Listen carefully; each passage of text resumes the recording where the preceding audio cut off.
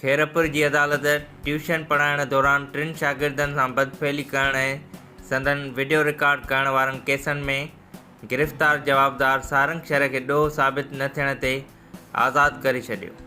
खैरपुर में 4th additional session जज समीना मंगी अदालत 2.5 साल अॻु ठरी मीरवाह में 3 शागिर्दनि सां बदफ़ैली करण ऐं संदनि वीडियो रिकॉर्ड करण वारनि केसनि में ॾोह साबित न थियण ते जवाबदार सारंग शहर खे आज़ादु करण जो हुकुम ॾिनो। सारंग शहर तरफ़ां शागिर्दनि सां बदफ़ैली करण वारी वीडियो सोशल मीडिया ते वायरल थियण खां पोइ शागिर्दनि जे वालिदेन तरफ़ां दहशतगर्दी एक्ट तहत धार केस दाख़िल कराया विया हुआ, जंहिंखां पोइ पुलिस सारंग शहर खे गिरफ़्तार कयो।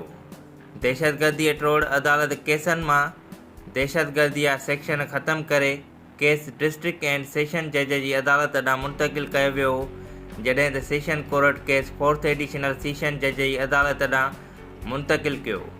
शागिर्दनि सां बदफ़ैली करण ऐं संदसि वीडियो रिकॉर्ड करण वारे वाक़े जी video social media, electronic media तोड़े प्रिंट मीडिया में अचण खां पोइ हाई प्रोफाइल केस बणिजी वियो। पुलिस हाई प्रोफाइल केस जे जवाबदार ख़िलाफ़ अदालत में सबूत ई पेश न कया, जंहिं बाद अदालत सारंग शहर खे आज़ादु करण जो हुकुम ॾिनो।